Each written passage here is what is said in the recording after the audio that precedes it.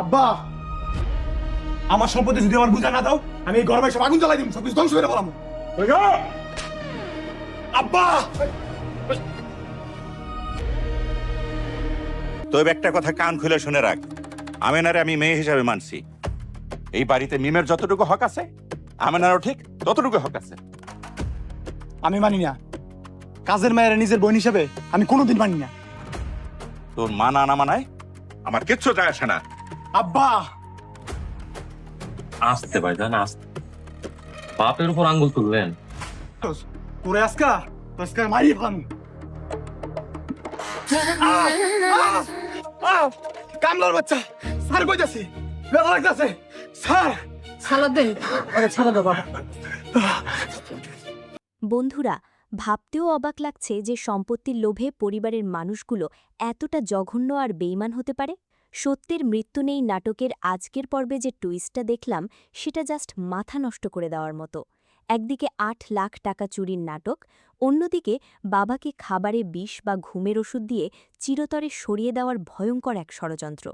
কিন্তু আসল খেলাটা তো ঘুরিয়ে দিল আমাদের মুরব্বি বাবা। সবাই ভাবল বাবার বয়স হয়েছে, মাথা খারাপ হয়ে গেছে, কিন্তু ভেতরে ভেতরে বাবা যে এমন এক মাস্টার প্ল্যান করে রেখেছে, সেটা কি কেউ ঘুণোখড়েও টের পেয়েছিল? আজকে তো বাঁশবাগানে রীতিমতো কুরুক্ষেত্র বেঁধে গেল। কে জিতবে এই লড়াইয়ে? কি হবে এরপর?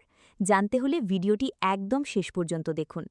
সত্যের মৃত্যু নেই নাটকের আজকের ৬৭ নম্বর পর্বটা যারা দেখেছেন, তারা তো অলরেডি জানেন যে কাহিনীর পরতে পরতে কতটা সাসপেন্স লুকিয়েছিল।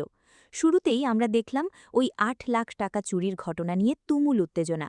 সবাই তো ভেবেই নিয়েছিল টাকাটা বোধহয় আসলেই গায়েব হয়ে গেছে। কিন্তু ভাই, মুরব্বি বাবার মাথায় যে কত বুদ্ধি, সেটা আজ প্রমাণ হয়ে গেল। তিনি খুব চালাকির সাথে টাকাটা নিরাপদ জায়গায় লুকিয়ে রেখেছিলেন, আর সবার সামনে এমন একটা ভাব করছিলেন যেন বয়সের ভারে তার সব স্মৃতিশক্তি লোপ পেয়েছে। মানে রীতিমতো অস্কার পাওয়ার মতো এক অভিনয় করেছেন তিনি। অন্যদিকে সম্পত্তির লোভে অন্ধ হয়ে যাওয়া সালাউদ্দিন আর তার সঙ্গীদের নোংরা রূপটা আজ একদম পরিষ্কার হয়ে গেছে।